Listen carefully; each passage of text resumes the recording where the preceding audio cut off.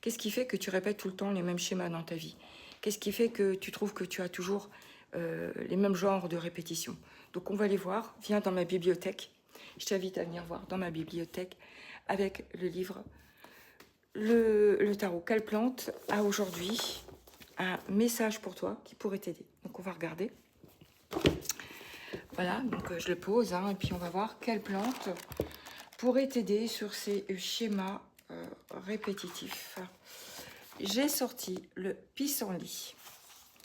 Alors, le pissenlit, il faut que je t'explique que le pissenlit, c'est associé à l'arcane, le chariot, qui est l'arcane numéro 7 dans le tarot. Ici, c'est le tarot d'Oswald Wirth, les imagiers du Moyen-Âge. Et cette carte, justement, ça symbolise beaucoup de choses au niveau du choix, des choix à faire. Et donc, c'est peut-être ça que du coup, c'est répétitif dans ta vie. Tu as peut-être des choix et tu sais pas comment et tu manques de confiance en toi. Et lui, justement, il te dit vraiment d'aller de l'avant. Et avec le pissenlit, tu vois, c'est une plante qui est à la fois très enracinée, mais c'est aussi une plante qui a besoin de liberté, de s'envoler et qui choisit le petit, en fait, le petit pistil s'envole et va se poser sur la terre ou sur une autre petite plante qu'elle va recomposer quelque chose de nouveau.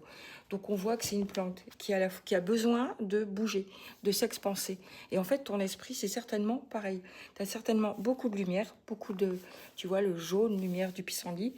Comme c'est associé à la lame du tarot, c'est pour ça que je peux bien t'expliquer comment la petite histoire par rapport à ton esprit, par rapport à tes schémas de pensée répétitifs.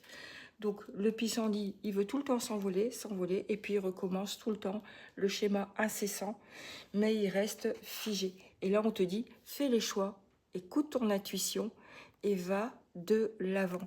Donc c'est vraiment être à l'écoute sur son chemin et savoir prendre les rênes de sa vie. Donc pour libérer tes schémas de pensée, il faut t'ouvrir, marcher et choisir la bonne voie. Une fois que ce sera fait, ce sera fini. Donc si ça te parle, enregistre, partage et sache que si tu veux des petites guidances ou des grandes guidances, hein, eh bien tu peux aller sur mon site web pour réserver une consultation. Voilà, en privé. Bisous.